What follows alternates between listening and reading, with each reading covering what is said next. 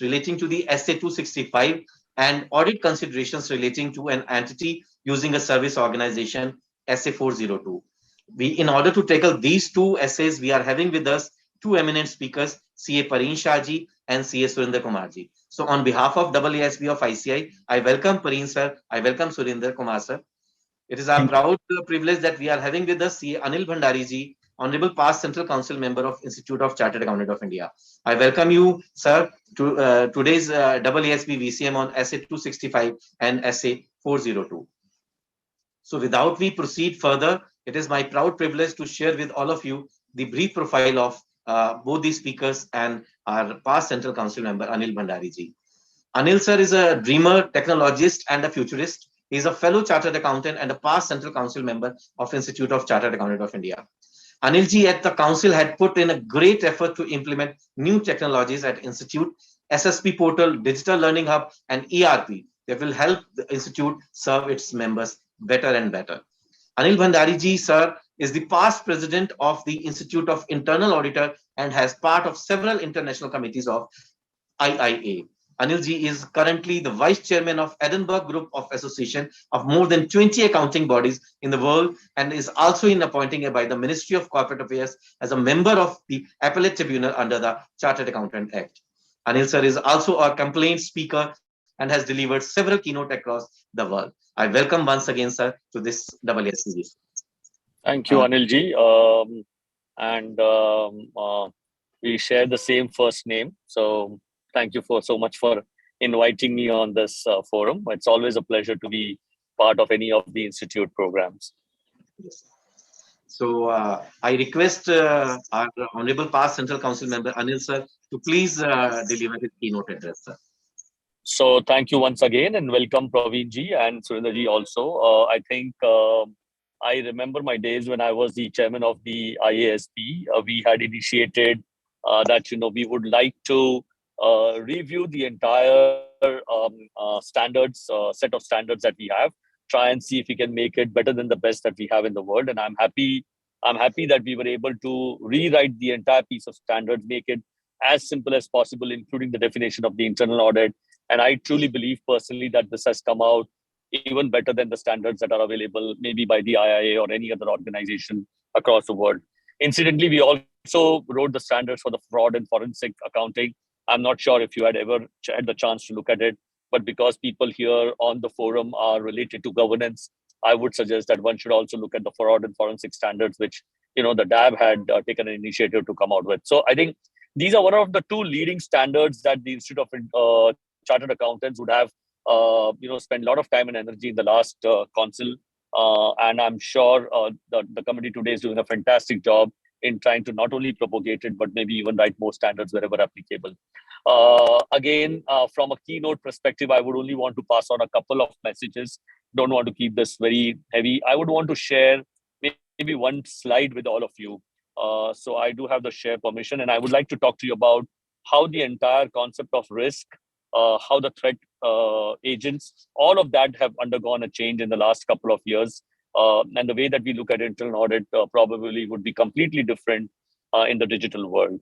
So let me just try and see if I can. Okay.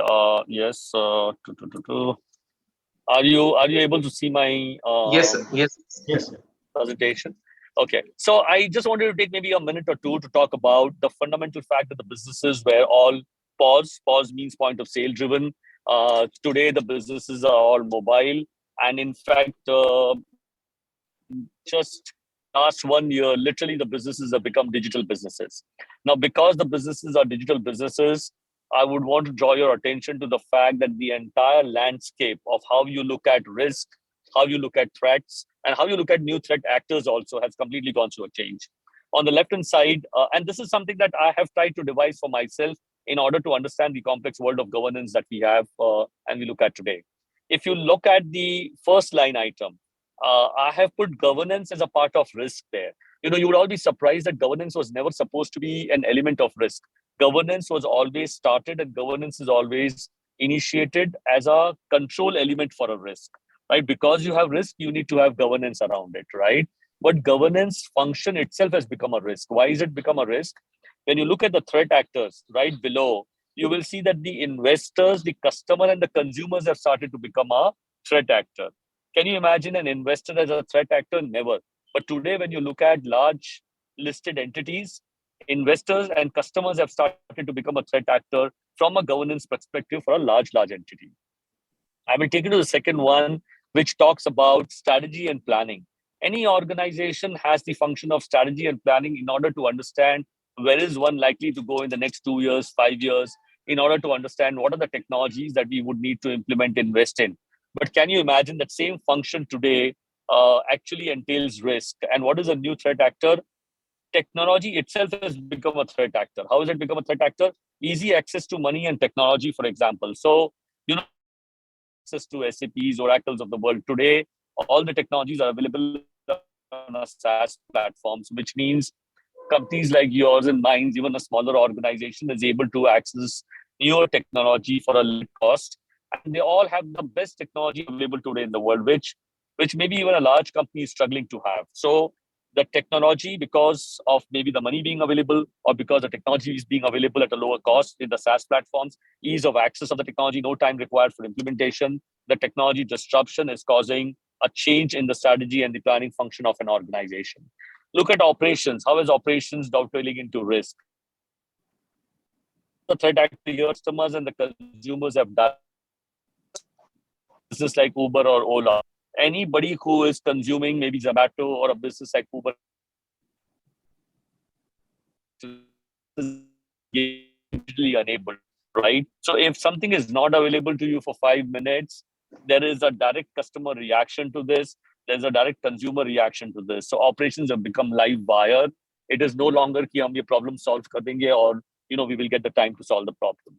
Similarly, if you look at regulator and the compliance function, the regulators have become tech savvy, and the expectation is high as the data has become digital. The regulators are demanding that every piece of data should be filed in some or the other format, whether it be SEBI, whether it be RBI. RBI has actually started a function where it is streaming all the possible sets of data from the banks into a data model, and then it is analyzing the data model, which means the data sets that you're now filing has become very, very large. Every piece of information goes to a regulator. And because all of this is going to the regulator and the outside world, the transparency has to be very high. So can you imagine if there's a small mistake in a balance sheet today, people have to actually go on the televisions and say, look, we are sorry. We have made a mistake, and we will ensure that something like this does not creep in the balance sheet coming forward. So reporting has actually become live wire. It is online, no low margin for errors. What I'm trying to say is that earlier, if the reports were wrong, going out to even investors were wrong, you had that margin of error, but today you don't have that margin of error. So I think one has to look at the business in a completely different manner today.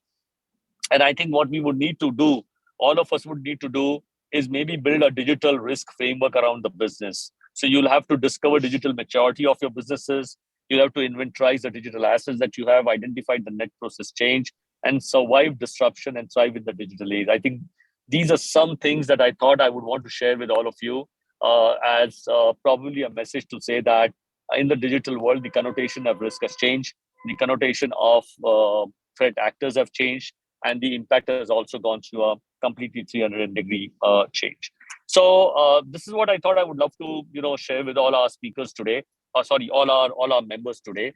I'm sure our speakers today would do a fantastic job in terms of deep diving on the standards and helping you understand the standards and performing as per the standards, because creating a unified version of what you deliver to the client is becoming very, very important in and across the professional world, as well as the world which is working on the organizations on the other side. I just wanted to highlight the changing perceptions of risk, especially in the digital era that you're likely to see. So this is what I had to pass on as a message, Anilji. Thank you so much again for inviting me for this VCM. It's always a pleasure, and I'm sure Pravinji and everybody would do a fantastic job. I would love our members to understand standards, but besides understanding standards, I would love our members and the digital risk that we carry today in the businesses. Everybody sitting at home, they still continue to be there, and businesses still continue to run in large numbers. The transaction volumes are very, very high. So it's no longer possible for internal auditors to look at transactions in a different silo. I think you have to look at it in an overall universe of what is happening across the world. So thank you once again, and would love to interact with any of you or every of you, whoever has a question, would love to maybe please do send it over to me on an email, and happy to respond to that. Thank you, Anilji, for inviting Thank me you, again. sir. Thank you so much, sir. Thank you so much for your words of wisdom as well as your expert and great advice relating to the ongoing business risk relating to the digital era and all digital risk. Thank you so much, sir, for sparing your valuable time. And once again, thank you once again for acceding to our request on a very shorter notice. Thank you so Not much, at sir. all. Pleasure is Thank you. always mine. Thank you. Thank Thank you, you. sir. Bye bye. Thank you. Thank you, sir. Bye.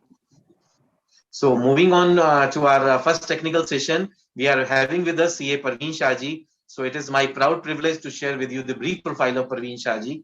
Parveen ji is a practicing chartered accountant and a partner of the CNK Associate LLP, chartered accountant, and head the audit and assurance service of CNK Vadodara. He have experience of more than 15 years in statutory audit of various listed and unlisted companies and other entities. As far as the professional activities are concerned, he has cleared certificate course on Ind AS and international taxation, have handled assignments relating to the audit various large listed and non-listed companies, and addressed chartered accountants and other professionals at various forums on accounting as well as auditing topics. He has provided consultancy and training relating to the convergence and implementation of Ind AS, IFRS, and other company law matters of the corporates. He has assigned Baroda branch of ICI for providing comments on exposure draft on various Ind AS accounting and auditing standards, and he is external examiner for the graduation course at the MS University of Vadodara. So once again, CA Parveen Shahji, for your giving your kind consent for today's deliberation. Welcome you, Parveen, sir. I would like also to to share with you the brief profile of CA Surinder Kumarji. Surinder Kumarji is a qualified chartered accountant, having more than 13 years of experience in audit, financial reporting, and SOX taxing. Is associating with the big audit firms and handling audit of the large listed multinational corporations and Indian companies. He is a reviewer of the FRRB of Institute of Chartered Accountant of India and trainer facilitator in the various forms. He has people development and training.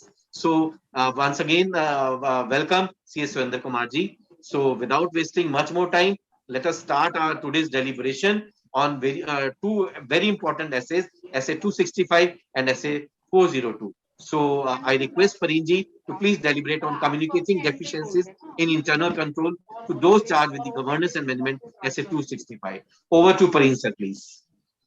Thank you.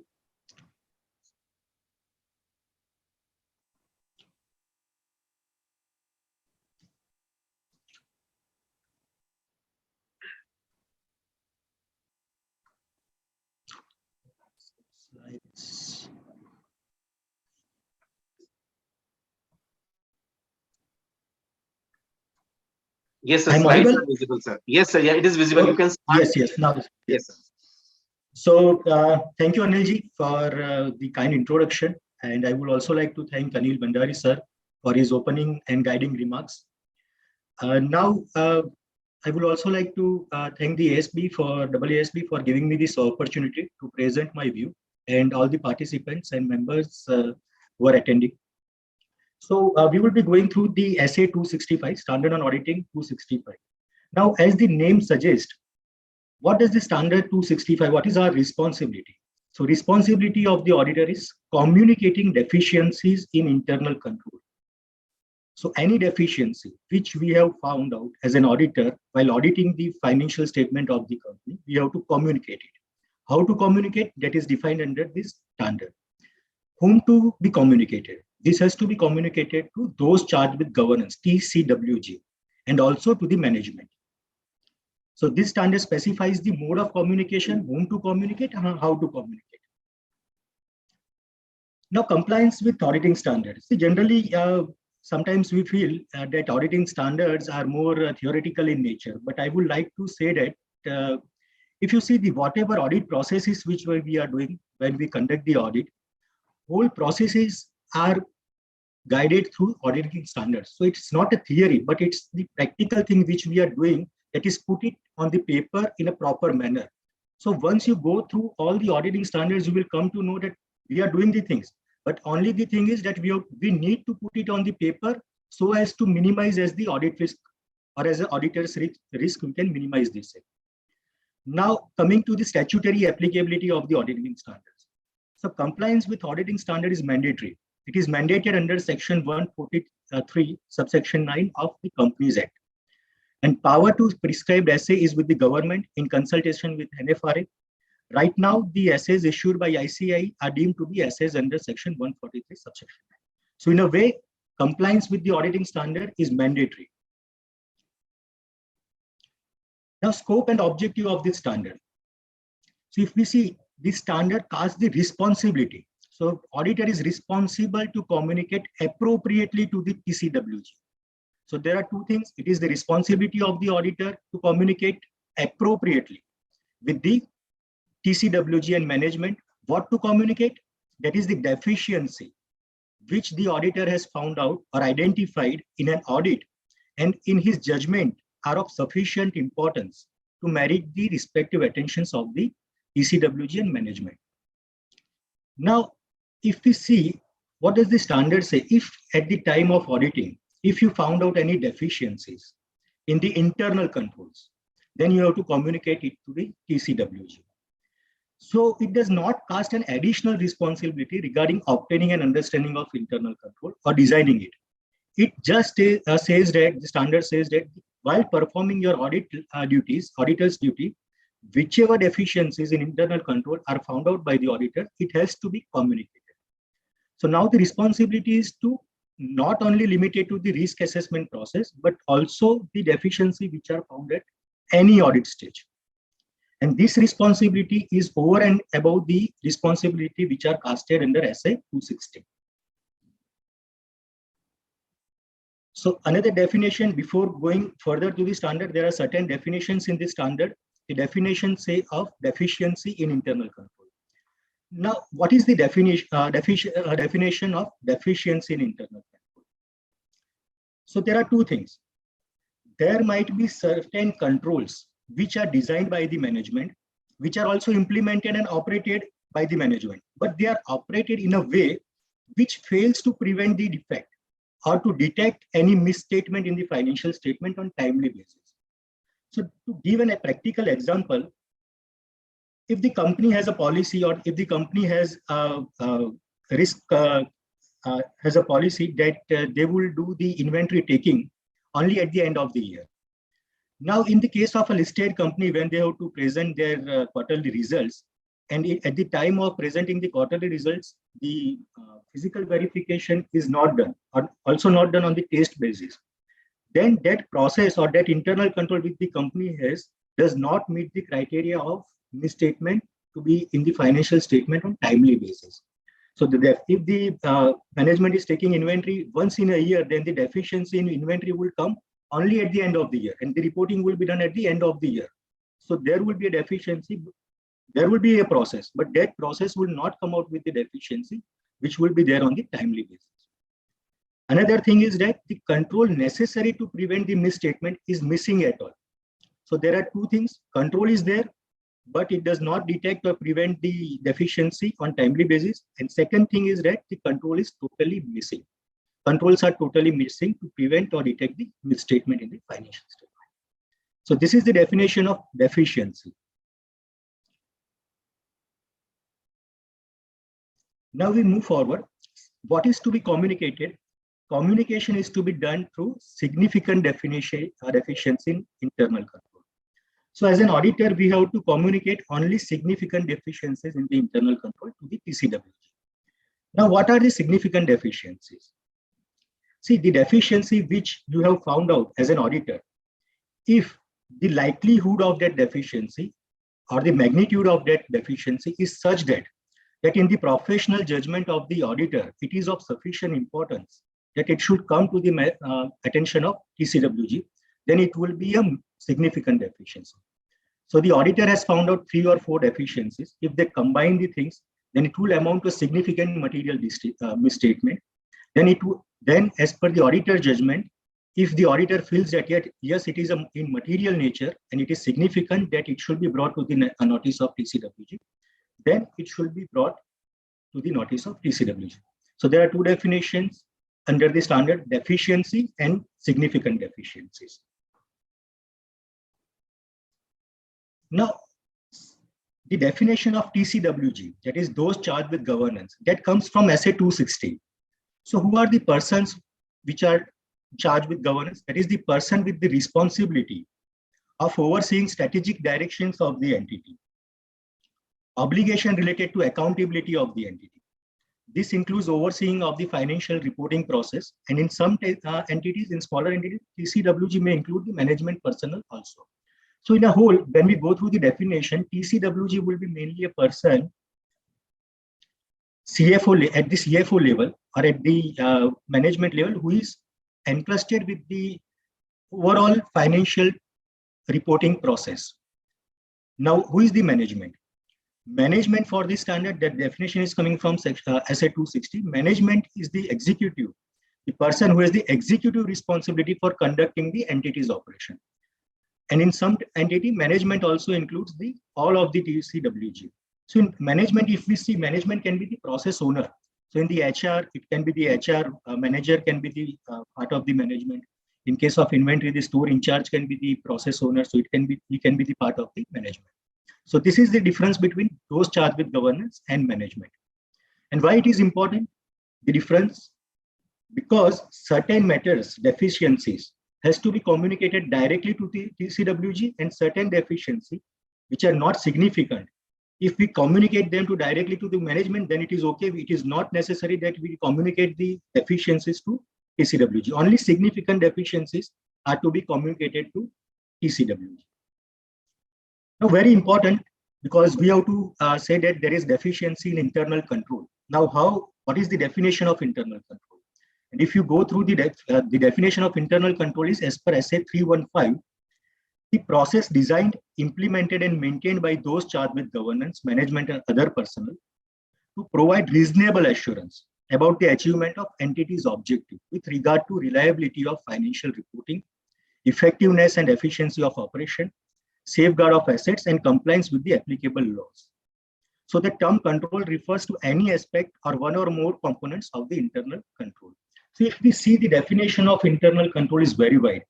But to summarize the things, internal control is the process which is necessary to provide the reasonable assurance about the reporting of the financial statement, and how effective it is. The operations of the company are run by the management, and how effective there are the controls to safeguard the asset and to match the compliance level with the applicable law.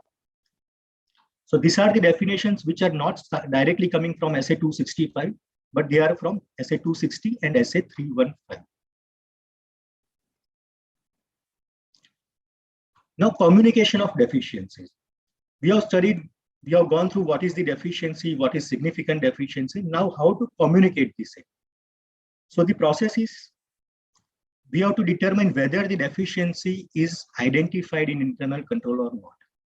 Yes, if there is any deficiency in the internal control, then there will be next step, whether individually or in combination, the deficiency will be considered as a significant deficiency, or it is not a significant deficiency.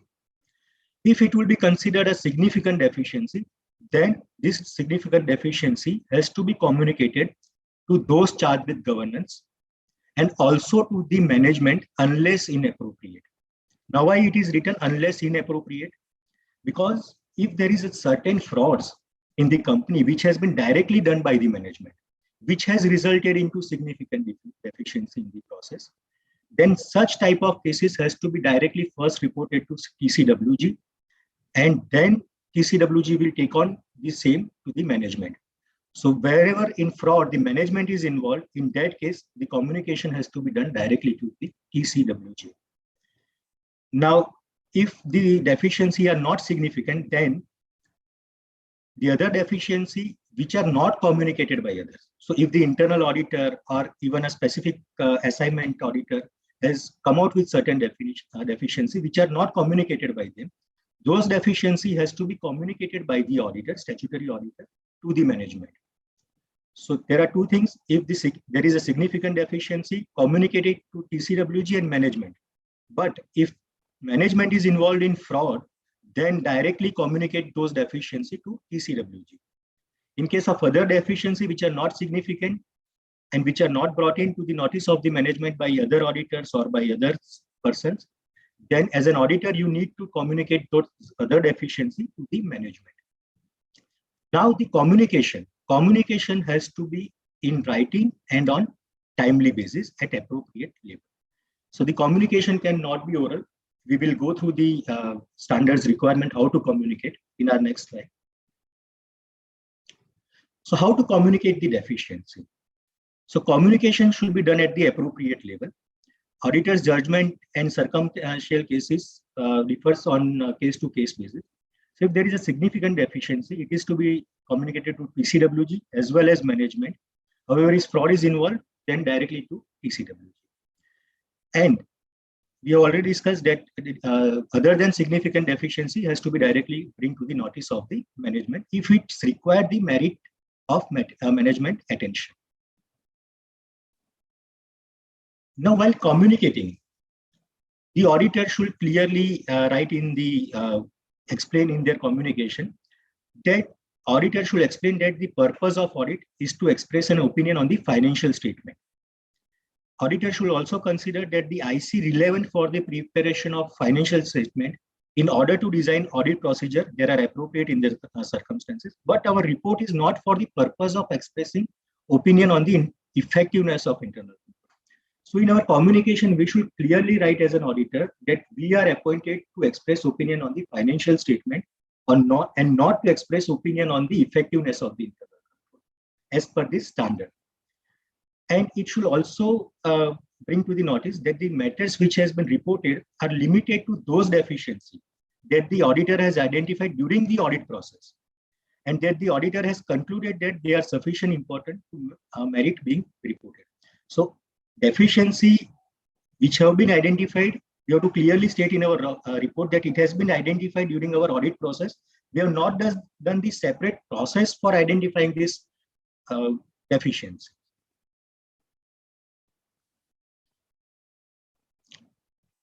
Now, we have seen that the communication to the management or to TCWG should be in written. Now, what should be the content of the written communication? The content should be that description of the deficiency, that what is the nature of deficiency, and if possible, what is the potential effect of the same. Second thing is that the sufficient information to management and TCWG to understand the context of communication, that why we are communicating it to them. Purpose, we already discussed that we should write that it is these are the deficiencies which has came out on the basis of our expressing opinion on the financial statement. We should list down the areas of weakness and the suggestions for the remedial action. We may indicate that if the auditor has performed the more extensive procedure on the internal control, auditor may have identified the more deficiency. And we can also put the limitation on our communication that the communication which we had made to the management or TCWG should be used for only this purpose and not for any other purpose. So it should not happen that based on our communication, the management says that and go and file case against the other personnel that the fraud has been conducted. We should say that clearly that it is for the limited use. Now, which are the factors which are to be considered to assess the presence of significant deficiency? So in a management or in a financial statement, if we see there are following areas which need to be seen so as to consider that whether there is a significant deficiency is there or not. One thing is that what are the probability that there will be a material misstatement in financial statement? So probability to material misstatement is, suppose the financial statements are prepared in the fake end year or in a very shorter period of time, then there may be a probability that yes, some provisions might miss out. Second thing, subjectivity and complexity in determining the estimated value. So the provisions which are with the company is taking, the fair valuation with the company is taking. So these are the subjective things. These are the subjective things for which the company, as auditor, we should see that whether it has been done in a proper manner or not. other controls, that is what are the risk controls, what are the business risk control, substantive controls, whether they are properly implemented or not in the financial statement. Volume of transaction, what is the volume of transaction which are exposed to the deficiency? If the amount is material, then only we should move forward towards that. Due to the absence of internal control, whether there is expected loss or any fraud to the asset or liability. Then the accounting policies which has been selected by the management, whether they have been properly selected to the financial statement so as to give the compliance with the accounting and other standards. Transaction with related party is under the ambit of always under the ambit of deficiency or under the ambit of risk. Control over the period and reporting, that is the cutoff procedure, which we say that whether the proper provisioning has been done or not. An interaction of one deficiency with others. So whether the one deficiency which has been found by the auditor, whether there is a link of that deficiency with the other deficiency or with the other processes. So these are the areas, if we look at from this angle, then as an auditor, we can come out that whether the company has the risk policies, then yes, the company has a risk policy, but whether that policy are there so as to achieve the goal of that there is no material misstatement in the financial statement. Now, what are the indicators that there will be a significant deficiency? The indicator may be the scrutiny of management financially interested transaction not being made. Identification of management fraud. So if there is a management fraud, then there might be an indicator, yes, there is a deficiency in internal control. So there is a fraud. So management failure to implement the remedial action. So if you have communicated your deficiency on repetitive basis, but the management has failed to implement any remedial action, then yes, in that process, there can be a significant deficiency. Even a careless response from the management to identify the risk can be considered as a significant deficiency. Absence of risk assessment process. Disclosure of prior period material misstatement in current year. So if any prior period items are there in the financial statement, and if they are material, then indirectly it shows that yes, there are not sufficient internal controls so as the financial statements are prepared in a manner so as to reflect all the accounting effects. So these are the indicators which we can go through as an auditor. And if there are some indicators out of this, we have to go in deep and find out whether there is any significant deficiency or not. Now, communication of the findings should be in written or oral. But once you have made an oral communication, it should be followed at a later stage by writing with the appropriate level of the management, one that is familiar with the internal control area. So the communication should be in writing. If the oral communication are made at certain level, then it should be followed by the written writing at the appropriate level like CEO or CFO. So communication should be done in timely manner. So we have seen that in a listed company, communication should be made before or approval of the results or the financial statement. Communication should be made at such level of information on hand so as to determine that what is the nature of entity, what is the size of complication, what is the governance composition, what is the legal and other regulatory requirement, compiling all these things, and on that basis, we have to communicate to the management and TCWG. Now, what will be the case if as an auditor, we have constantly reminded the management or communicated the TCWG about the deficiency, and they have not taken any remedial action. So whether once we have reported the deficiency or significant deficiency, in our next report, whether we have to report it for the next time, then the standard says yes, that if it is a significant deficiency, then you have to, which is reported in a previous year. And if it is uncorrected, then in our next report, we have to still continue with the same non-compliance or same significant deficiency that it has not been corrected. So it should repetitively come in our audit, in our communication that the deficiencies are not corrected by the management or TCWG. This is in relation to significant deficiency. Now, communicating deficiency, particularly to the management. So there are two types of deficiencies, significant and other. So how to communicate significant deficiency to the management? So communication should be made to the management unless if these significant deficiency in control may call into a question of integrity of management, like management fraud, intentional non-compliance with law and regulation, oversee the preparation of financial statement. So these matters create the doubt on the management competence. And in such cases, it will not be appropriate to communicate such deficiency directly to management, but firstly communicate such significant deficiency to TCWG. That management, there is an issue of integrity of management, and therefore we are directly communicating the significant deficiency to TCWG. Again, communication should be in writing, and if oral, then it should be followed by writing. And even if reported in previous year and if it is uncorrected, then we have to continue our next communication. Now for other deficiencies. So in other deficiencies, we have to communicate in writing to the management. In such case, other deficiency, there is no need to repeat deficiency once it is reported, unless there is a change of management or new information has came to the notice of auditor. So major difference between communication of significant deficiency and other deficiency is that significant deficiency has to be reported on ongoing manner, and other deficiency, when it is reported by us to the management, we did not again report it unless there is a change of management or some new information has come out.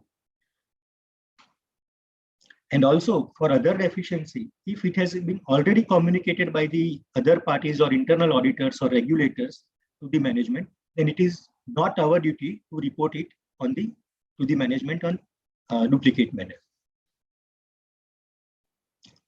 So some of the practical example of deficiencies and its impact on the financial statement.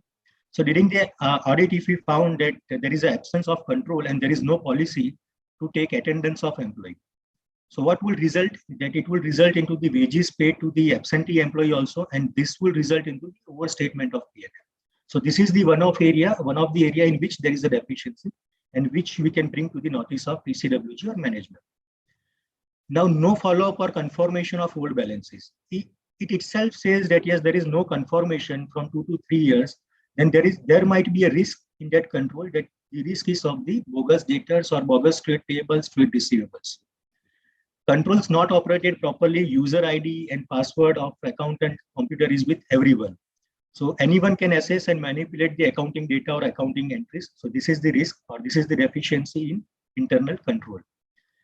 Non-existence of any control environment. So purchase from firms of its own director, no arm's length pricing calculations are made. So itself there is a risk that the purchases or sales are made to a related party may be fake. So these are the just 4 or 5 deficiencies which just to highlight to you. And in that basis, we can go forward and we can check out that what are the risks in the financial statement, what are the internal controls which the company has developed to mitigate those risks, and whether there is any deficiency or significant deficiency in those internal controls, which will result into misstatement of financial statement. So this is the whole process. Now, if we see why it is of importance that the auditor should comply with the auditing standard, there is one company in which the NFR has made certain observations. And the fact was that there was one company which has extended interest-free loans to its financially unstable group companies who were making continuous loss in previous year. Now, although there is requirement under section 143(1) of the Companies Act, and which casts duty on the audit firm to inquire whether the loans and advances made by the company on the basis of security have been properly secured or not. And if no, then there is clear violation that the loans which are given are prejudicial to the interest of the company. So this is the statutory or the legal requirement or legal responsibility. Now the NFRA observation you see. So what does the NFRA say? That although the auditor has not complied with the statutory regulations, but also the auditor has not complied with SA 265. Why? The reason is given that while giving the loan, the management or the TCWG or the company has not seen the credit monitoring system. So there is a internal control, or there is a lacuna in internal control related to the weak credit monitoring system. If they have they have followed the credit monitoring system, then in those cases they will not have given the loan, and they have not monitored and they have given loan to the weak companies, and therefore they have not complied with SA 265. So the NFRA remarks on requirement of SA 265 that the auditor firm has failed to design and perform audit procedures that are appropriate in these circumstances for the purpose of obtaining sufficient appropriate audit evidence. And also the firm has failed to communicate in writing, because this was not communicated by the auditor to the management or TCWG.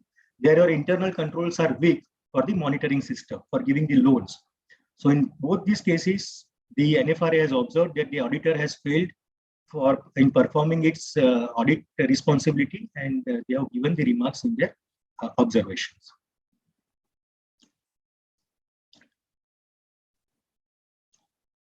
Now, compliance with law, regulation, and other monitoring activities.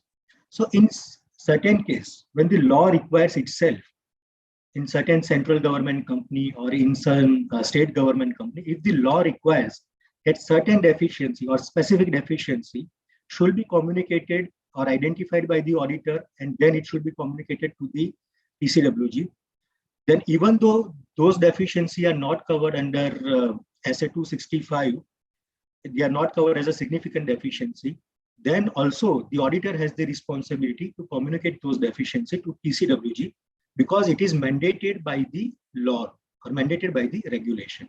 So even though if the auditors come out with some deficiencies which are not significant, but if it is required under the law, the auditor should communicate those to the TCWG in a manner in which it is prescribed under SA 265. So with this, I have completed my presentation. And if you see that who says the auditing is stressful, I am 35 and still I am feeling great. So this is the irony of our auditing profession, that we have to be very careful while auditing the things. And thank you. Thank you all.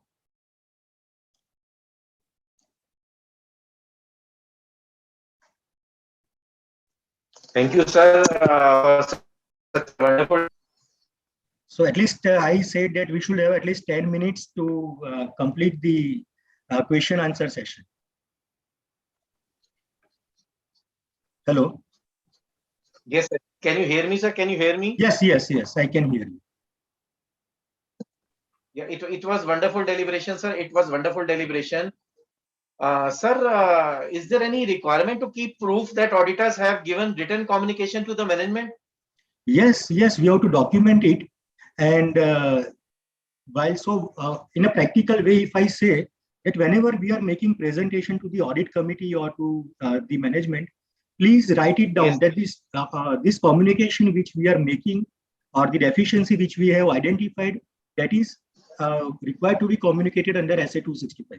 Sometimes what happens that we communicate the deficiencies, but in a we do not write the heading that yes, this responsibility we are doing this because of SA 265.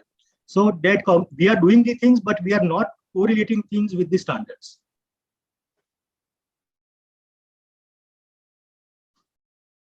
Hello. Hello.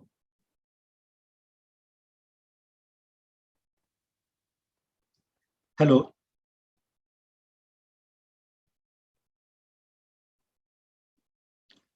Anil, can you hear me? Arun, I can hear you, but I think Anil, I think maybe some network problem. Yes, network problem. Am I audible, sir? Yes, now you are audible. So, yes, yes. Rightly pointed out by you, and I have said that yes, we need to document it.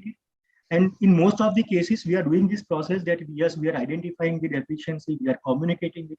It is just that we are not writing that this responsibility we have discharged it under SA 265. So be formal in communicating, write it down that why we are communicating under which SA, what are the deficiency, whether it will be a significant deficiency, what will be the impact, and what is the remedial action taken by the management. Sir, your advice for our members to deal with this SA 265 relating to this communicating deficiencies in internal control, how while auditing and after auditing, how they can the audit would be the best one, and what precautions or what they are supposed to do while dealing with this SA 265. Kindly guide members. That means they would like to have a gist while auditing in relate to SA 265. So see, if you go through the basis of SA 265, it casts the reporting communication responsibility. Now, from where does the deficiency comes? So at the audit process, when you are doing the audit sampling or when you are drafting your audit process, at that time only you should come to know that yes, there is a process, there are the internal controls in which there is a deficiency. So right from the beginning, audit planning has to be given the equal importance, audit sampling has to be given the equal importance. And at that stage, because these are the stages of audit planning, audit process, audit sampling, risk, identifying the risk, how the auditor has responded to that risk factors. While doing the auditing, you write down whatever process you feel that there is missing at the time of audit, you should write down it, and it should be communicated in timely manner. So at least when you are doing the audit at the right time, you communicate to the management that yes, these are the process which are missing. Because once at the time of board meeting, you communicate to the TCWG, then they will say that yes, you are communicating at the late end. So communicate well in advance and well in a writing manner. Yes, sir. Yes, sir.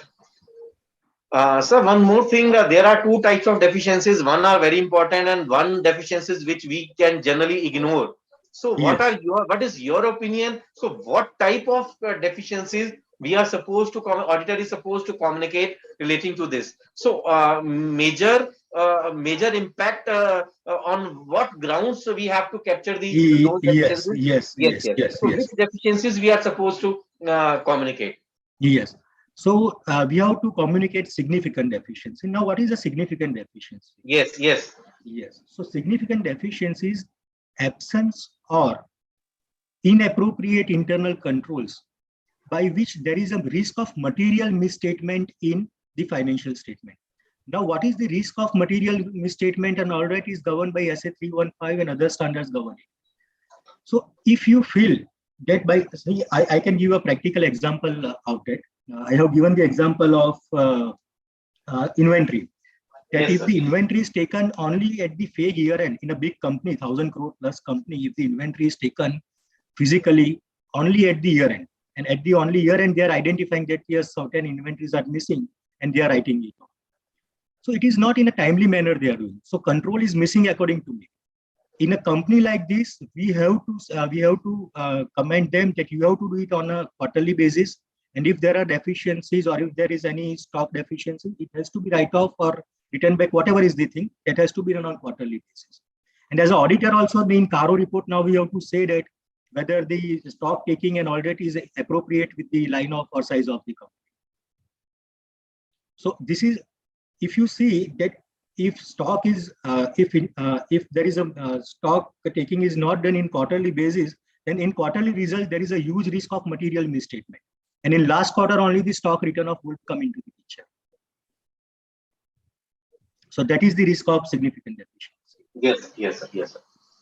So, sir, thank you so much, sir, for enlightening all of us on various intricacies on the standard SA 265 and enlightening relating to this very important standard, which is relating to which is almost relating to the other standards also. Yes. This standard says that how to communicate and to whom to communicate. Yes, how to communicate and to whom to communicate. Exactly, sir. Yes. So thank you so much, sir. On behalf of AASB of ICI, I extend my heartiest thanks for sparing your valuable time, sir. Thank you so much. Thank you, AASB and Anil Bhai and Surinder ji and the participant for the inputs which you have given. Thank you. Thank you so much, sir. Thank you so much, sir. Thank you, Pareen. We enjoyed your session. Thank you. Yes. Thank you for the appreciation words. Thanks. Bye. Yes. Bye. Now moving on towards our next standard, that is again very important standard, SA 402, relating to the service organization.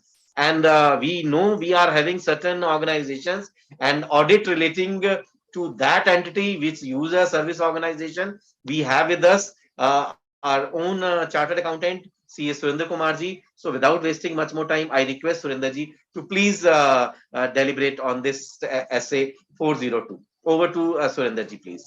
Yeah, thank you, Anil ji. Let me just share my screen. Yes, sir, please. Yeah. Yeah, is my screen visible? Yes, sir. Yes, sir. Okay, and just let me just test, is it moving also, right? Okay. This is visible, right? Yes, yes. Fine, fine. Okay. So good evening and a very warm welcome to all of you. I am CS Surendra Kumar and I am happy to present this session on Standard on Auditing Essay 402, Audit Consideration Relating to an Entity Using a Service Organization. It is always a pleasure talking during this session for the learning of the members. In the last couple of years or decade, we can say the accounting is getting more and more complex, including globalization and large multinational companies where operations are spread across the globe. As the large entity wants to focus on their core strength, so therefore there is a need for outsourcing of certain activity of the entity.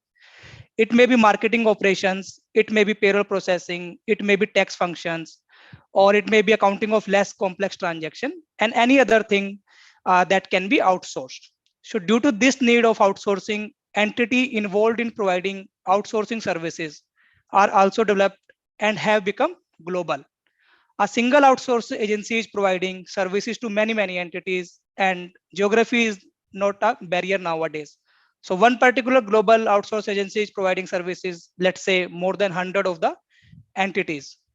So considering this global development, there was a need for guidance. What is the main consideration an auditor should follow while doing of audit of an entity which has outsourced some of its activity? So one entity is there, auditor is there, but the entity has outsourced some of its process. For example, payroll has been outsourced some another entity. So what is the main consideration the auditor has to follow and what is the guidance available? So this standard SA 402 tell us what are those guidance regarding to the user entity auditors. So let's start on SA 402. I'm moving to the slide 2. So SA 402 is a part of standard grouped as risk assessment and response to assessed risk.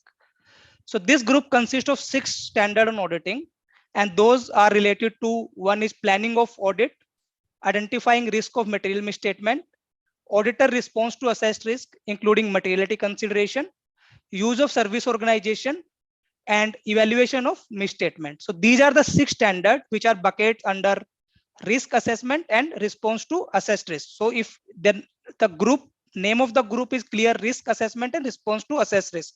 So under these 6 standards, so auditor has to plan its risk, response to assessed risk, planning materiality consideration, evaluation of planning materiality, and this 6 standard also consist of audit consideration once the auditor is doing audit under a service organization environment, when an entity using a service environment.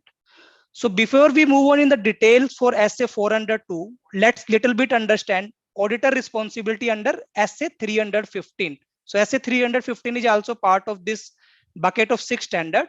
So SA 315 identifying and assessing the risk of material misstatement through understanding the entity and its environment. And also little bit on the SA 330, the auditor response to assessed risk. So auditor is responsible to assess risk of material misstatement under SA 315, and under SA 330, auditor has to make response to those assessed risk or risk of material misstatement. So why I am discussing these two things, because in any case, auditor has to assess risk and response to those risks. So this SA 402 provide additional guidance when an entity is outsourced some of its process. So in any case, auditor was assessing its risk of material misstatement and response to those risks. Anyway, entity is using service organization or not using the service organization. So it does not impact SA 315 and 330. But in case an entity is using extended arm, you can say, or service organization for some of its activities, say payroll and anything else. So SA 402 also provide guidance. What is the audit consideration in addition to SA 315 and SA 330? So under SA 315, risk assessment procedure is defined as the audit procedure performed to obtain an understanding of the entity and its environment, irrespective of that the entity is using any service organization or not, including the entity's internal control to identify and assess the risk of material misstatement, whether due to fraud or error at the financial statement and adjustments level. So this is from SA 315. The auditor needs to understand the entity and its environment, including processes and controls implemented by the entity. Now let's little bit light on the SA 330 as well. The auditor shall design and implement overall response to address the assessed risk of material misstatement at the financial statement level. So those risks which were identified under SA 315, what could go wrong or risk of material misstatement. So under SA 330, auditor has to make response to those identified risk of material misstatement. So auditor of an entity is responsible for assessing of risk of material misstatement, which includes assessment of inherent and control risk, and to determine auditor response for assessed risk. SA 402, this standard deals with the auditor responsibility to obtain sufficient and appropriate evidence when an entity uses a service organization. So this SA 402 is very clear. It will come into the role when an entity is using a service organization. Otherwise, this SA is silent. There is no need to go to this SA if an entity is not using any service organization. Service organization may be used maybe for payroll processing, tax compliance function. This standard provide guidance what all consideration auditor should take while doing audit and environment of service organization. Now move on the next slide, slide 3. So on this slide, I have taken an example and I want to link back what we have discussed for the outsource. So in this example, an entity which has outsourced one or some of its activity to a service providing entity. For example, Reliance Industries. So I'm taking an example of Reliance Industries Limited. So Reliance Industries outsourced its payroll activities to Genpact. So Reliance is there, Genpact is there, and one particular process, payroll of Reliance is outsourced to Genpact, where data input is provided by Reliance for its employees to Genpact, and payroll activities are being managed by Genpact for employees of Reliance. So let's understand here how many stakeholders are involved in this example. So first is on the screen, Reliance is there. It's called as a user entity. So I'm using the terms which is defined in the standard. So first is user entity. So Reliance is called as a user entity, as this Reliance is using services of a service organization, that is Genpact. So first term is user entity. Second, Genpact is called as service organization, the entity which is providing its services to Reliance, that is processing of payroll activities of employees of Reliance. So Genpact is called as service organization here. So let me add little bit more complex example here. So I have taken sub-service organization as well. For example, HCL. So a sub-service organization is used by a service organization to perform some of the services provided to user entities. So Genpact is using services of HCL as well while processing payroll for Reliance. So either a service organization auditor may cover sub-service organization in its report, or there may be a separate auditor for sub-service organization. So we have discussed three parties as of now. One is Reliance, that is user entity. Second is Genpact, that is service entity. And third is sub-service organization, that is HCL. Now moving next on the more parties involved in this. So there is one auditor, Deloitte, say Deloitte, called as user auditor. So Deloitte is performing audit for Reliance Industries Limited, say for the year ended 31st March 2022. So, so Reliance is called as a user auditor because he or they are doing the audit of user entity. So whenever I am using the term user auditor, so it is the auditor of Reliance. So in this example, Deloitte has no access to the process and controls implemented by Genpact. So Deloitte is only talking to Reliance and they have no access to Genpact because Genpact has no agreement with Deloitte. So in any case, Deloitte cannot access to Genpact for the processing of payroll activities at its place. So one question arises, how Deloitte will understand the process and assess the risk of material misstatement and plan the response for assessed risk of material misstatement under SA 315 and SA 330, which we discussed on the previous slide. So what was the primary responsibility of the auditor to assess the risk of material misstatement, because Deloitte don't have any access to Genpact data and Genpact is processing the payroll for Reliance. So one may argue Reliance may request to Genpact for access to Deloitte. That may be the case. I'm not denying that. But Genpact is not only processing payroll for Reliance, it is doing payroll processing for many entities, say more than 100 entities. So in this case, every user auditor, so in our case, Deloitte, it may be for another entities, different auditor. So for 100 entities, there may be 50, 60 auditor, has to access the Genpact for understanding and testing of processes and control. That would not be feasible for Genpact, or there may be a geographical barriers as well, which are not so cost effective. So is there any solution to it? Yes. The solution is to appoint a service auditor who performs audit for Genpact. So now another party, let's say KPMG, who performs audit at the place of Genpact, and KPMG is called as service auditor. So service auditor say KPMG, service auditor perform the audit of Genpact, and audit reports are being shared with Reliance by Genpact. So KPMG provides its reports to Genpact for the controls and processes implemented by Genpact, and then Reliance provides those reports to its auditor, that is Deloitte, and Deloitte use those reports for their audit procedures and further perform their auditor responsibility. So in this standard, we will understand the key consideration for Deloitte. So the SA 402 not speaks about what KPMG has to do, but the SA 402 is speaking the consideration which Deloitte has to consider while performing the audit of Reliance for the year ended March 31, 2022. So to reiterate here, auditor is responsible to assess inherent and control risk under SS 315, as we discussed in the previous slide. The service auditor may issue either type 1 or type 2 reports. So those two types report we are going to discuss on the subsequent slides. So moving on the next slide.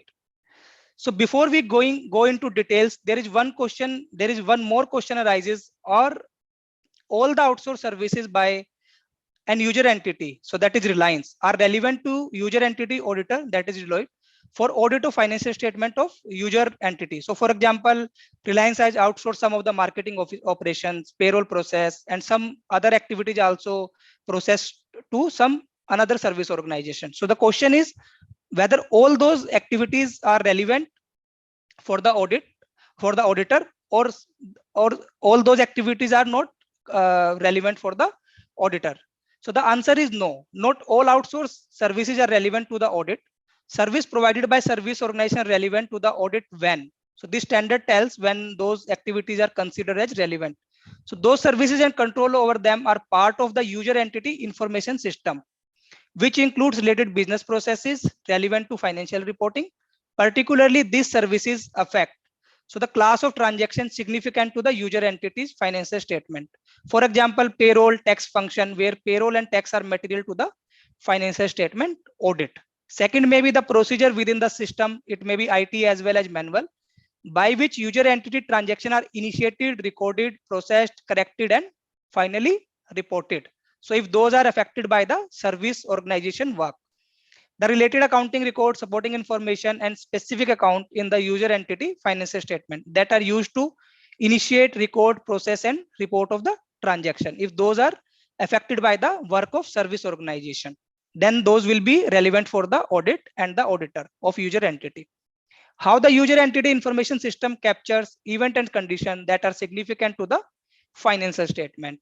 The financial reporting process used to prepare the user entity financial statements and control surrounding journal entries. So if service organization is doing some work and those are affecting, for example, controls that are surrounded to journal entry or that are important for journal entry processing, so that in that case those things will be relevant for the auditor. So in this slide we are discussing not all the outsourced process are relevant for the auditor, but auditor has to assess what are the actual processes or work is being performed by service organization and how those are impacting my significant class of transactions, significant accounts, or my IRPR, initiate, record, and reporting process. If those are impacting, then only those process will be relevant for the audit, not all the outsourced process. Now moving on the next slide. So on the next slide, obtain an understanding of services provided by a service organization, including internal control. So when obtaining an understanding of user entity audit, user entity, the auditor shall also understand how a user entity uses the services of a service organization. So because auditor of Reliance has to understand what all are the processes or business processes or class of transaction Reliance is following. So in that case, one particular process is already outsourced to Genpact. So while taking the understanding of the entity, understanding of the process, class of transaction of Reliance, so auditor has to also understand what actually been outsourced to the Genpact and how those outsourcing activities, what data is being provided by Reliance and how it will impact my audit procedure, my risk of material misstatement, and how the auditor can make a response for those identified risk of material misstatement. So the relevant factors may be nature of services provided by Genpact, by the service organization, significance of those services to user entity, including the effect thereof of user entities controls. So that may be relevant. Information on services provided by service organization may be available by a variety of sources such as user manual. Auditor can consider user manual, system overviews, technical manuals, the contracts and service level agreements with the service organization, report by a service auditor and management letter. In any case, if any management letter is being issued by the service organization auditor, knowledge obtained through the user auditor experience with the service organization. For example, through experience with other audit engagements, and that may also be useful. The nature and materiality of transaction processed, accounts or financial reporting process affected by the work of service organization. The degree of interaction between the activity of service organization and those of user entity. So auditor of the user entity, auditor of the Reliance has to understand what all interaction are there between the user entity and the service organization. So it is just like a providing certain information and then certain information is being processed, but all the controls and processes is being available with the user entity only. So this is just a arithmetical working and providing some Excel sheets by the service organization. So that may be one case, but on the other hand side, it is the end-to-end processing of the payroll by the service organization. So while taking an understanding of the processes and controls of the user entity, the auditor should consider what is the interaction level, what is the data provided, and what is the output from the service organization. All these things should be understood by the user entity auditor while performing their process understanding work. So the nature of the relationship between user entity and the service organization, including the contractual terms. So user entity auditor should refer the contract as well and document and understand the key terms of the contract between the user entity and the service organization. So in our case, Reliance and Genpact. So in case user auditor is unable to obtain sufficient understanding from user entity. So while discussing with the staff or the key personnel at Reliance, Deloitte is not satisfied about the payroll processing process. They are not able to understand what are the actual controls, because some of the controls may be lying with Genpact and Deloitte has no access. So in that case, user auditor can discuss with Reliance and they may ask a type 1 and type 2 report that we are going to discuss in the subsequent slide, or contact service organization through Reliance. They may visit there and ask certain information if type 1 and type 2 report is not available. Visiting the service organization, performing procedure that will provide necessary information that is relevant for the auditor, or request the management to hire another auditor to perform necessary procedures based on their work. Deloitte can perform their audit for the Reliance, and that is a necessary as per the auditing standard. Moving on the next slide. So let's discuss something about as we are discussing type 1 and type 2 reports. So this standard defines what is type 1 and type 2 reports. So type 1 and type 2 reports are being issued by service organization auditor. So in our example, KPMG performs audit at Genpact site, and they provide type 1 and type 2 report, whatever is the engagement agreement between Genpact and KPMG. So this standard defines type 1 report. So type 1 report is a description prepared by the management. First, this is a description that management prepares management of the service organization prepares. On what? On service organization system, control objective and related controls that have been designed and implemented at a specified date. So first, management assert that these are my processes. In these processes, these are my controls, and those are on a particular date. And after that, this management assertion or management description note, auditor of the service organization, a report by the service auditor with the objective of conveying reasonable assurance includes the service auditor opinion on the description of the service organization system, which was prepared by the management, its control objective and related control, and suitability of the design of controls to achieve the specified control objective. So type 1 report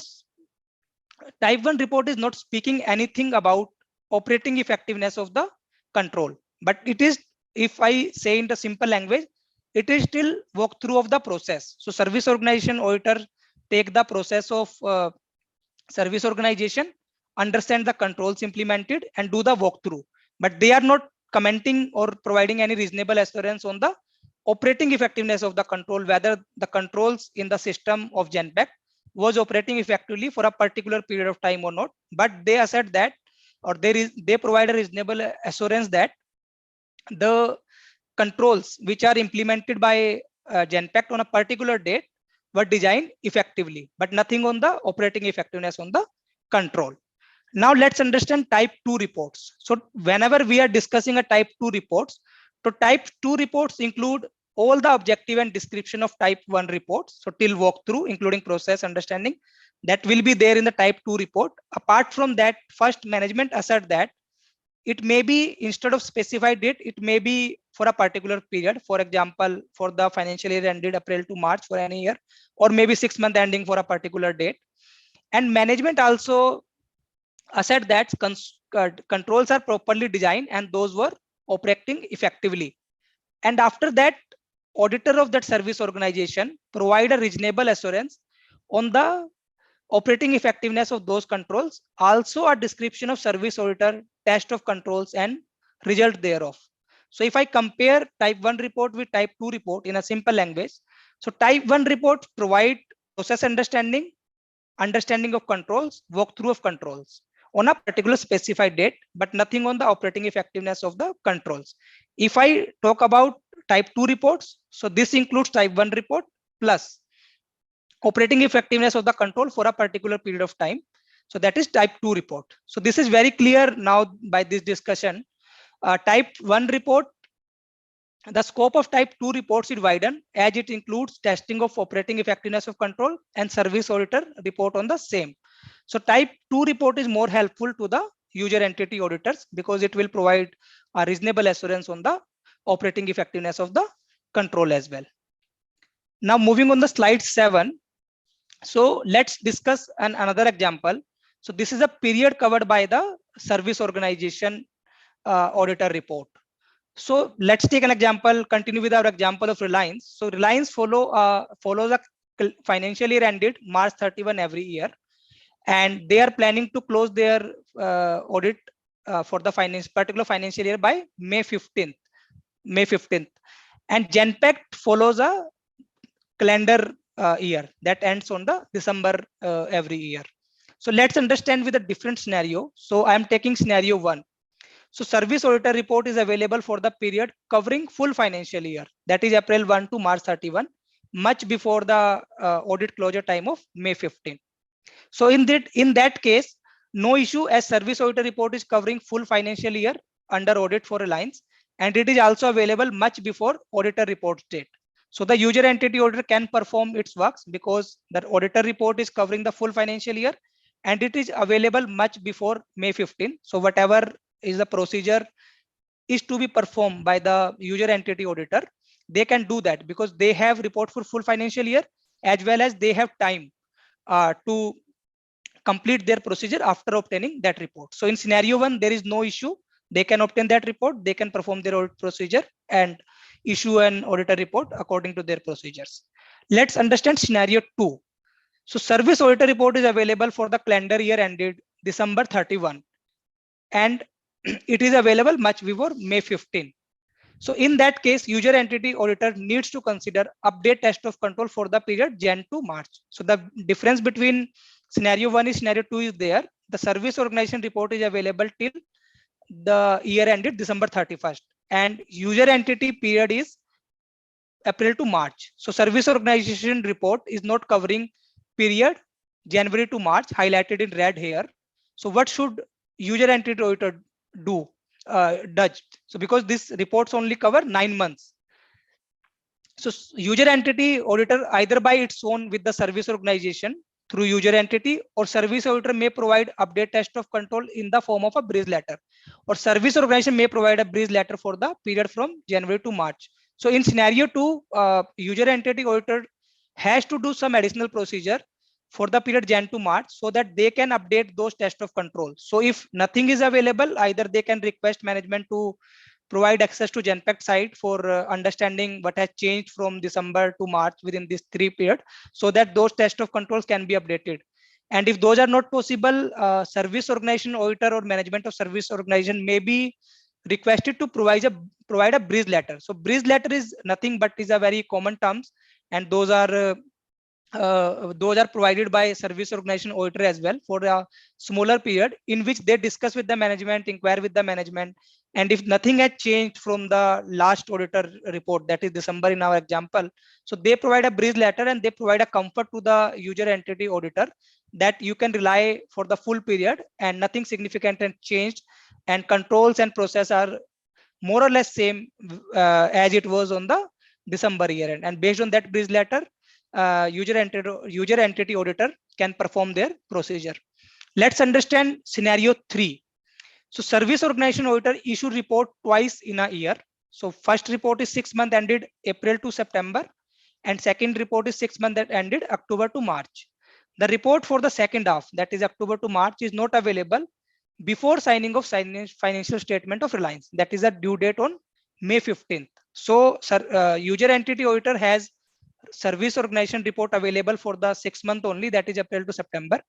But for the second half, October to March for 6 months, that report is not available, and nothing can be done because it was not planned by Genpact with KPMG. And Reliance has to issue its financial on May 15th for the year ended March 31. So user entity auditor should consider impact of not obtaining sufficient or appropriate evidence, because in this case, user entities auditor has not obtained sufficient and appropriate evidence for the 6 months, that is October to March. So the user entity auditor has to assess the impacts on auditor report, or considering the doing the alternate procedure if that is possible in this situation. Let's understand the scenario 4. So continue with scenario 2. So user entity auditor is not able to perform any procedure for the period from Jan to March. So report was available till December, but for Jan to March, neither a breeze letter is available, nor user entity auditor can perform any procedure at his own at Genpact site. So what should be the course of action in that case? So in that case, user entity auditor should consider impact of not obtaining sufficient and appropriate evidence for this 3 months, Jan to March, in relation to a particular significant class of transaction and its impact in the auditor report. So these are the 4 scenarios which we have discussed. Now moving on the next slide. So this is also on the time. So once the user entity auditor has received type 2 report, what should be the consideration while assessing the report reasonable assessment provided by the service organization auditor? So to determine that the service auditor reports provide sufficient and appropriate evidence about the effectiveness of control to support the user auditor risk assessment. For certain assertion, the shorter period covered by a specific test and the longer the time lapsed since the performance of test, the less audit evidence the test may provide. So for example, the KPMG has performed a test say in September, and the user entity auditor is performing the audit for April to March. So if the more period has lapsed since the testing of the control, so this is a less evidence to the user entity auditor. So in comparing the period covered by type 2 report to the user entity financial reporting period, the user auditor may conclude that a type 2 report offers less audit evidence if there is a little overlap between the period covered by type 2 report and the period for which the user auditor intends to rely on the report. When this is a case, a type 2 report covering a preceding or subsequent period. So for example, Genpact is following period ended December, and user entity service organization auditor is issuing report every quarter. So what user entity auditor can do, they can ask for the any other previous report for a previous quarter or the next subsequent quarters. So it may provide some more comfort. So in other cases, the user auditor may determine it is necessary to perform or use another auditor to perform test of control at the service organization in order to obtain sufficient appropriate evidence about the operating effectiveness of those controls. So in nutshell, if user entity auditor is satisfied, sufficient and appropriate evidence has been obtained through service organization report, be it a type 1 report, type 2 report, so that's okay. But in case user entity auditor is not satisfied as per auditing standard, so they believe that the sufficient and appropriate audit evidence has not been received, so in that case they have to discuss with the user entity and do the additional procedure, maybe doing own procedure at the service organization site, or asking for some additional information, or hiring some another auditor through user entity. Whatever is the best procedure, they have to do that, but they have to obtain sufficient and appropriate evidence in every case. So moving on the next slide.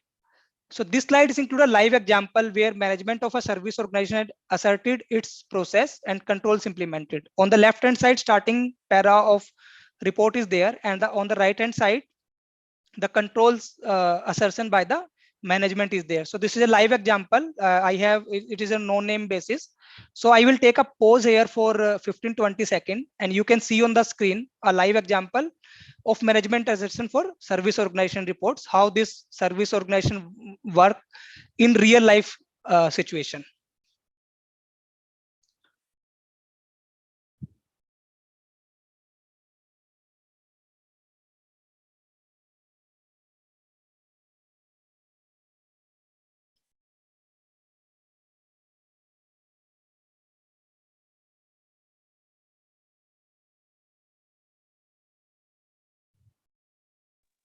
Hello. Yeah, sir. So can you hear me? Yeah, sir. I have taken a pause to this slide for 20 seconds. Let the Yes. I understand. I understand. Yeah, thank you. Okay. Now moving on the next slide. So this slide is on when a service organization is using a sub-service organization. So in our example, Genpact is taking some services for HCL for the processing of payroll or IT work while performing the payroll for Reliance. So type 1 and type 2 report of a service organization is available, but it may be the case type 1 or type 2 report of a service organization may include a sub or service organization as well. So it is defined as inclusive method in the standard, or this may not include report on the sub-service organization. So when KPMG is issuing a report to Genpact, so it may include HCL work as well, or it may not include. So in case it is not including HCL work, then it's called a carve-out method of reporting by the KPMG. So if that is already the sub-service organization work is already included in the service organization report, then it's more helpful to the user entity auditor because they have already received a type 2 report, which is also including the sub-service organization work. So they can assess their audit procedure and work upon that. But what happened in case type 1 or type 2 report exclude the control at sub-service organization. So it is only limited to Genpact work, and the services provided by the sub-service organization relevant to the audit of user entity financial statement.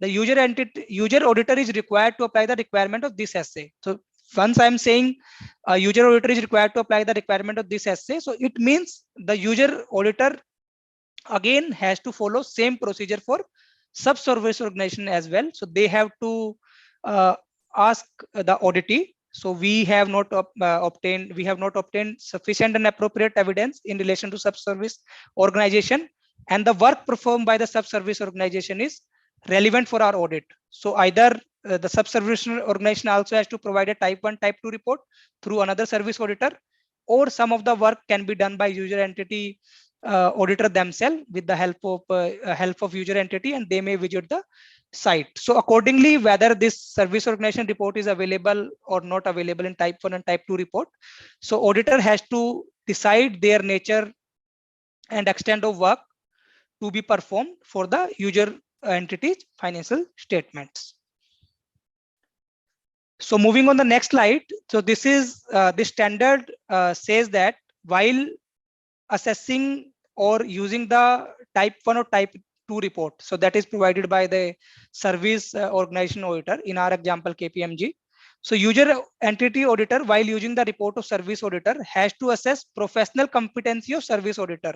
So what is the qualification of service auditor? What is the competency of service auditor? What is the reputation and other things to make themselves satisfy that this report can be relied upon. But under this standard, there is one exemption. In case the service organization auditor is a member of Institute of Chartered Accountants of India. So in that case, the assessment of professional competency of the service organization auditor is not required. So this standards exempt service audit assessment of professional qualification and competency of a service organization auditor in case service organization auditor is a member of ICAI. So second, this standard says that the adequacy of standard of auditing under which type 1 or type 2 report is issued by the service organization auditor. So in India, if I talk in Indian context, so there is another standard of audited SA 3402, assurance report on control at a service organization. So this standard guides service organization auditor while performing their audit at Genpact site. What are the standard, what are the procedure, what are the guidance they have to follow. So in Indian context, 3402 standard of audit is relevant, but maybe in international context, there may be some another standard also. So auditor has to assess adequacy of the standard under which this type 1 and type 2 report has been issued by the service organization auditor. The user auditor shall consider and evaluate whether description and design of control at the service organization is at and date for a period as required for user auditor. So whatever period is covered by type 1 and type 2 report, that should be relevant to the user entity auditor, and that should cover the period for which audit is being done. In our example of Reliance, April to March. So sufficiency and appropriateness of the evidence provided in the report for understanding of internal control at service organization. Evaluating the adequacy of time period covered by the test of control in type 2 report. Evaluate whether the test of control performed by the service auditor and results thereof are relevant to the assertion of financial statement. So this is important. So there may be case service organization auditor has performed many controls, but those are not actually relevant for my payroll processing, or there may be some controls which are relevant, but those are not sufficient enough for the user entity auditor to cover the whole process of payroll. So the user, if I talk about something on fraud assessment and material misstatement reporting, so user auditor inquire with the management. In all cases, they inquire with the management, but in this case specifically, inquire whether service organization has reported or user entity auditor, in our case Reliance, is anyway aware of any non-compliance with law and regulation and uncorrected misstatement in the financial statement, and accordingly determine their nature, timing, and extent. So if nothing has been reported by the service organization, management is also not aware. So no audit procedure, and this is a documentation for our discussion and alternate procedure. But if something has been reported, so auditor has to consider that and modify their audit procedure accordingly, their nature, timing, and extent of the audit procedure according to the reporting done by the management. What is the nature and significance of those reporting by the management? Moving on the next slide. So this is on the reporting side. So I am taking a different scenario. So can user entity auditor refer service auditor reports in its modified audit report? So user entity auditor is issuing an unmodified audit report. So they have obtained sufficient and appropriate evidence in relation to their control testing as well as substantive testing, and they are planning to issue an unmodified auditor report. But to make themselves on the safe side, they want to refer the service organization report as well in their auditor report. So they have relied on that report. So is it possible as per this standard?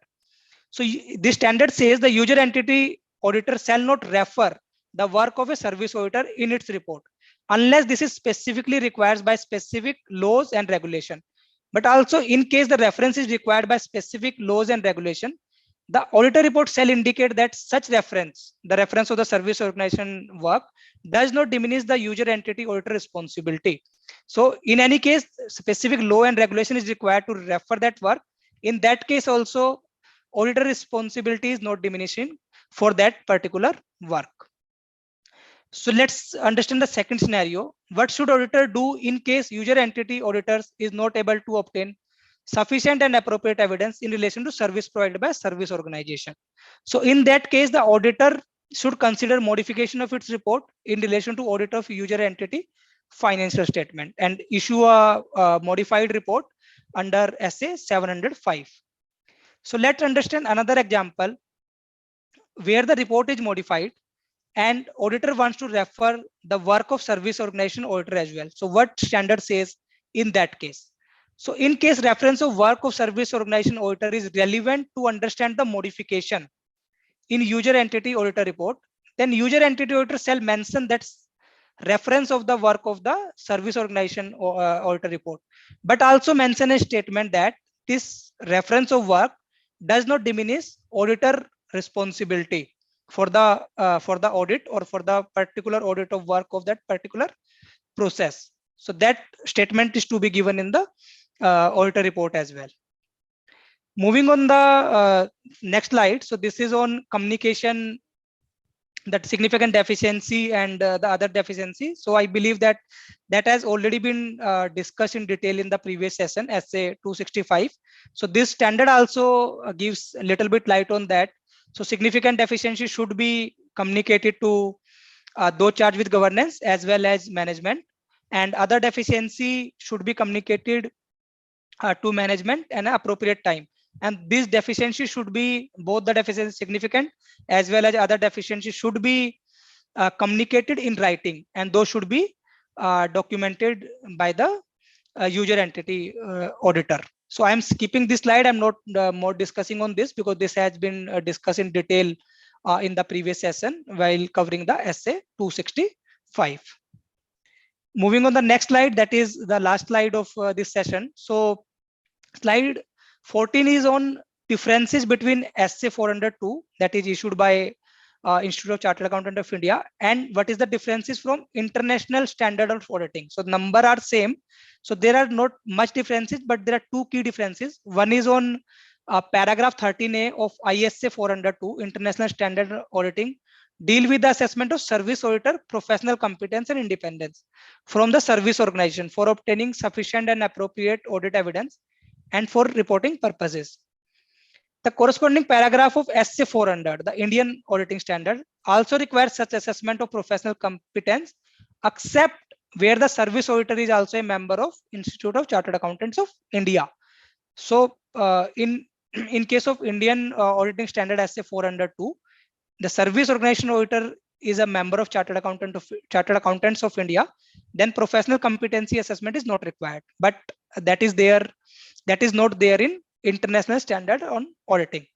Second is paragraph A10 and A11 of International Standard on Auditing 402, deal with the application of requirement of ISA 402 to public sector auditor who have broad rights to access established by legislation. The standard issued by the Auditing and Assurance Standard Boards apply equally to all entities. So the standard issued by Indian Institute of Chartered Accountants in India deal equally for all entities, irrespective of their form, whether they are public, non-public, their nature and size. A specific reference of applicability standard to public sector entities has been deleted while adopting this standard by the Auditing and Assurance Standard Board of India. So these are two major differences between Auditing Standard and the International Auditing Standard. So by this, I have completed SA 402. So I say thanks for all of your time and listening to this session. So I am happy to take any question if any question is there. Thank you so much, sir. Thank you so much. You have covered a lot and in detail in your presentation. Yeah, Anil. Surendraji, can you hear me? Yeah, Anil, I can hear you. Yes, it was such a wonderful and detailed presentation on this essay. And frankly speaking, I have gained a lot through your deliberation. But due to the technical glitch, I haven't received any question till now from the members. Some technical glitch is there. But what I am wondering, whatever the question I will receive, then I will forward it to you through mail. Then you will respond, then I will forward it to the concerned member.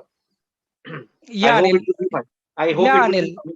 Yeah, Whatever that is a right approach. That is a right yes, yes. approach, Whatever the Anilji. question I Yeah, will receive, I'll yeah, forward it to you, and you will when I will receive the revert and answers, then I'll again forward it to the concerned member. yeah. So thank you so much, Surendraji, for sparing your valuable time. And it was the wonderful to have you over here and with your expert opinion and your expert advice on audit considerations relating to this service organization. You have covered almost all the things relating to SA 402. So on behalf of AASB, I extend my heartiest thanks for sparing your valuable time and looking forward to see you once again in the for the another standards on auditing. And thank you so much. Thank you so much for joining, sir. Thank you so much for your wonderful deliberation. Thank you so much. Thank you. Thank you, everyone. Yeah, bye. Thank you. Thank you. Thank you.